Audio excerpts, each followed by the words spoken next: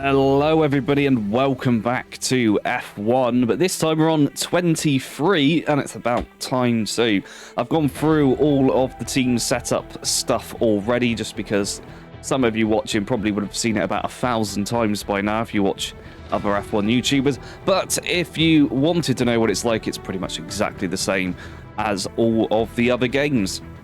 So yes, on to F1 23 we go. Sorting out some activities. You can see that after doing the interview with Natalie Pinkham, we've managed to end up with Spec 1 everything but a Spec 2 chassis facility, and we're going to go and upgrade fabrication on the aerodynamics as well, because as we'll find out later on in the race, we really do need a few more aero upgrades, particularly in the rear. And before we get any of those, though, we're going to head over to the chassis and just pick up some of these weight reduction upgrades, which historically have been absolutely fantastic for us. But there we go, there's a quick look at the car. Back to the green and purple with some black dashed as well. It was a bit of a, well, the best of the worst, I suppose, in terms of the liveries on offer. But I suppose, for the most part, some of them look new, so we're not just being treated to the same old crap again from EA and Codemasters. Anyway, it was off to practice, and we pick up all of these R&D points as before. But we were starting, and you may have briefly seen it just now, as the 5th or 6th best car on the grid. So we started with the midfield start, just because last time making it ridiculously hard was just impossible to do anything. In terms of other settings, we've got red flags on, set to increased. But if you've seen by the title of this video, we're probably going to be toning that down because we really did not need a red flag during this race. In terms of other settings, we've tried to apply the correct settings to make the driver moves as chaotic as possible later on in the season. Whether or not that actually works this time remains to be seen, but we'll just have to stick around and find out. But yes, we'll find out shortly. This game, it looks amazing compared to F1 22 and 21 in particular. It's incredible. It looks amazing, and we'll see it in just a second. But before that, one last engine upgrade. So then, on to the first Grand Prix. There are some subtitles rolling at the bottom just because I forgot to turn them off. I didn't realise they would be showing up on this screen as well. So, into Bahrain we go. And following on from this, a 16-race season, all with 35% distance races. So don't forget to like this video, hit that subscribe button, and turn on that notification bell as well, so you know when all of those videos are uploaded, because there'll be 4 this week. And onto the starting grid, we've got Max Verstappen alongside Charles Leclerc on the front row going into the opening race of the season. No surprises there whatsoever. Following on, we have Sergio Perez and Carlos Sainz, George Russell and Fernando Alonso. Behind them, Lewis Hamilton and Lando Norris, Esteban Ocon, and then me in 10th. Then we have Yuki Tsunoda and Pierre Gasly, Valtteri Bottas and Alexander Armstrong, Jack Doohan, our teammate, alongside Oscar Piastri, followed by Kevin Magnussen, Joe Guan Yu, Nico Hulkenberg, Lance Stroll, Nick De Vries, and finally Logan Sargent will start on the back row. We've got a new Williams starting at the back every race now, apparently. So going into this race, we did a lot of setup during practice, trying to get all my camera settings applied, all of my steering wheel setup and calibration done because it was horrific, and of course assigning the brake pedal, which was something that I found out the hard way during my first practice run. But all of that's sorted out now, and it's on to the race. Right then, for the first time on F1 23, we line up on the grid. 5 red lights and away we go here in Bahrain. It's a sloppy start for us. We've already lost the position to Yuki Tsunoda just off of the pull away there. But as we come down towards turn 1, what's going to happen there? We got us up the inside there, trying to go back past Yuki Tsunoda, but we're not able to do it. But now look at Jack Doohan all the way up alongside us, actually briefly ahead of us for a second there, as we go wheel to wheel with Valtteri Bottas as well. Of course, with the new 35% distance race, we have got a bit of a mixture in strategy. So we've got people on the soft, the hard. We're on the medium to start off with, planning to go onto the hard tyre for the remaining laps in the second half of the race. But for now, kind of in a mix of drivers. We've got softer drivers behind us, and then Sonoda in front, which is probably how we managed to pull away so well. And yes, a little confirmation there that the tyres are not up to temperature at the start of the race. This is Jack Doohan. Gets past, oh my god, the Alpine there, incredibly slow. I think that's Gasly. And there goes Doohan down the outside of the Williams, down the outside of the Alfa Romeo. And then both of them trying to go around the outside of me as well.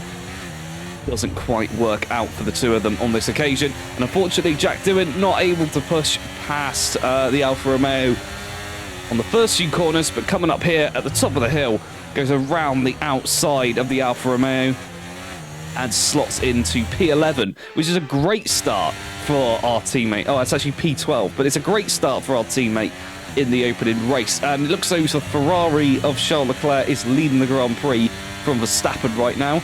As we attempt to retake a position away from Yuki Tsunoda, we've got the DRS coming up imminently as we come into turn one. Are we going to try up the inside here? Not quite. We're not going to have the traction here to get past the AlphaTauri. But on the run up the hill, we've got the DRS open, and we've put some investment into the power unit with our Pinkham interview at the start of the campaign here. And it's definitely helping out and showing through right here. Just a few laps later, Esteban Ocon now trying to move on Lando Norris. These two are on the hard, so we shouldn't have too much of an issue getting past them once we've kind of settled in to this game. Traction is a little bit tricky at the rear at the moment, possibly because of upgrades, possibly because of the handling model. But one thing that's not an issue, though, is straight line speed as we go sailing past Lando Norris and take away P9, doubling our points tally for this Grand Prix. Next up, Esteban Ocon. And we just passed on to lap 6, so we're approaching the halfway mark. You can see the tyres already at 20% wear, so something that we're going to have to learn how to deal with, especially whilst the car is still in its fledgling years. But here we go on Esteban Ocon, same move again. DRS is open. Going to the outside this time, putting a toe on the sand and try and go around the outside. Will he force us off? No, he doesn't. He gives us space incredibly and allows us to take away P8, which for a first race with no proper setup, which, to be honest, I copied off my F122 setup, which was okay until I got to some of the more intricate details where they've basically added about 4 times as many options for things like the suspension. As, there we go, Esteban Ocon then gets past us again down towards the DRS detection line. Much to his mistake, though, because now we are taking back the position. And we've got Charles Leclerc already. The first race of the season, the Ferrari has conked out and exploded. Is pulling off to the side of the circuit. And, oh, we got a backwards car in the background. It's Fernando Alonso. In his first race for Aston Martin, we take the position away. We're up to P6 and we get the red flag, which we've all been waiting for since clicking on this video. And now we get to go through this fun process of the race restart. It turns out that you kind of get dumped on the race strategy screen at this point in the Grand Prix. Feel free to pause this and read through if you'd like. But it looks like you get some damage repaired, which is exceptionally helpful. And then you get the option to essentially restart your strategy as if it was the start of the Grand Prix. So for now, we've still got the hard tyre on. Those have gone on, from what I can gather. And we have the option there to add extra stints in if we wanted to do, say, soft to the end, or another couple of mediums. But we stick with what we have. This was Alonso. Planted the throttle out of turn 1. Hamilton gets past, and in we come with the battle raging on behind between Norris and Ocon. And yeah, there we go. That is what caused the red flag. Alonso stopping all the traffic behind us. So that's why we'll be reducing the amount of red flags, because that probably would have just been a yellow flag or a safety car in the usual circumstances. But anyway, we're away once again in Bahrain, and we're battling away here.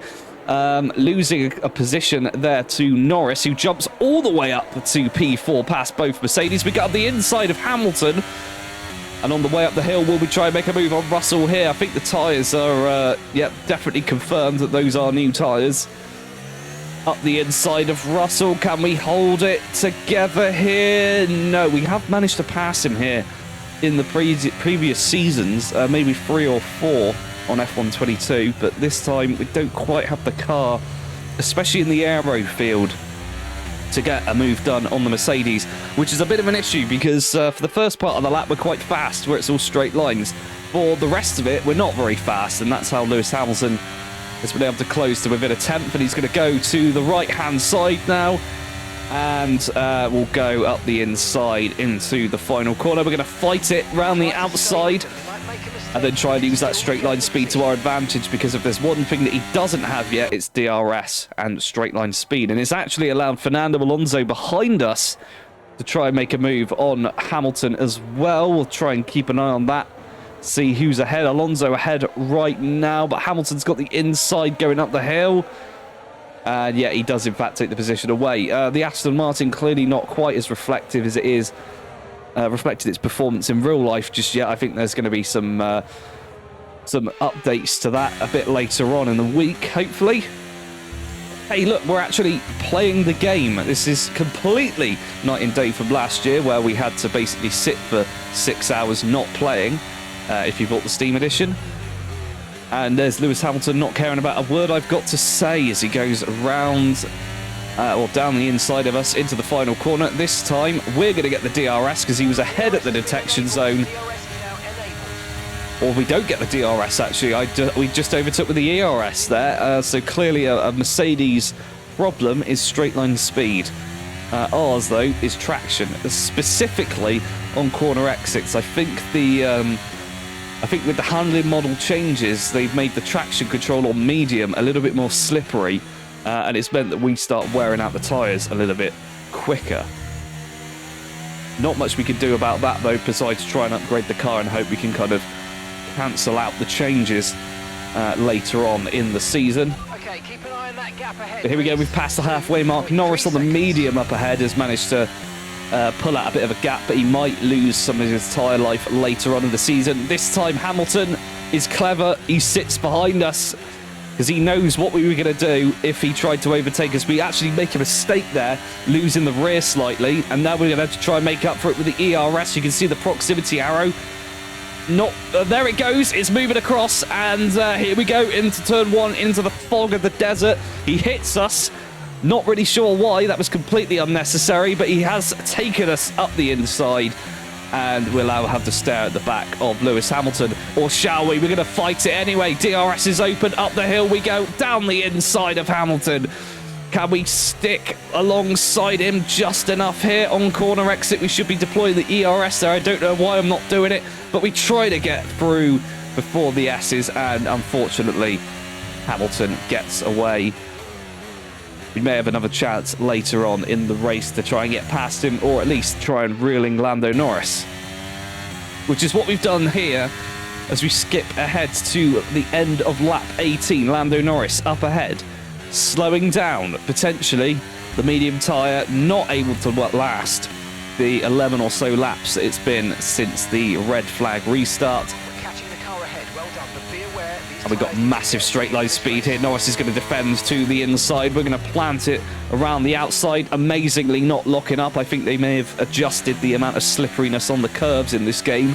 It's only taken about 10 years. And look at the traction out of that corner there compared to the McLaren. We go sailing by, and Norris has absolutely nothing left to try and answer. We are sliding all over the place, though, at this point, because the rear tyres are completely shot. But we rejoin at the end of lap 19 on the final lap. All we've got to do is pull out a big enough lead here that Norris won't be able to get past us on the back straight, as we see a change in position here. Russell trying to take away a podium position from Carlos Sainz, but inadvertently has given Carlos Sainz the DRS as they come up the hill. Our former teammate in an alternate universe going to the outside here of Russell. Can he make the move around it? He's on the medium, so he's got the tyre advantage. And yes, he does get past George Russell, demoting him to P4. And we jump back on board with us as we summarise the race, yes, interesting.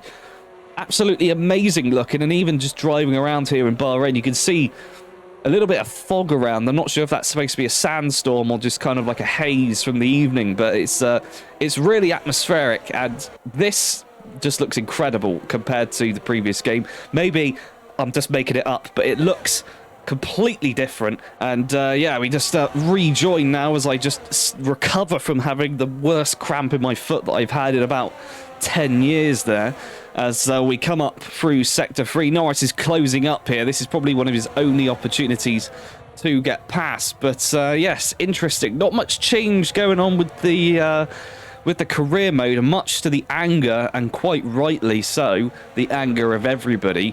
But in terms of graphical upgrades, everything looks very refreshed, and although a lot of the menu placements is still very similar to F1 22, you kind of get the feeling that they've actually put some effort in this time. So as we cross the line, and this is part of what I mean here, look at the Red Bull garage. We go straight to see them celebrating. There's no driver of the day, which I think is probably the thing that everyone will be the most angry about going forward. But there we go. Max Verstappen picks up the win, the first win of the season. His probably only championship rival, Charles Leclerc, will score nothing. And there we go. Look, updated character models, which make them not look like plasticine. And new animations on the podium. We got Adrian Newey here, who's assaulting Max Verstappen and spraying champagne in his eyes. We're probably not going to get tired of this after seeing it 1,000 times by the end of this season. So let's get on with the race results before we get too tired. And here are the race results. Of course, Max Verstappen picked up the fastest lap as well as the race win. He was followed by Sergio Perez and Carlos Sainz on the podium. Behind them, George Russell, Lewis Hamilton, Radiant Slothz, Lando Norris, Fernando Alonso, Esteban Ocon and Yuki Tsunoda. So unsurprisingly, over to the Drivers' Championship, Max Verstappen has an 8-point lead over his teammate Sergio Perez, and the following order remains the same as the race results.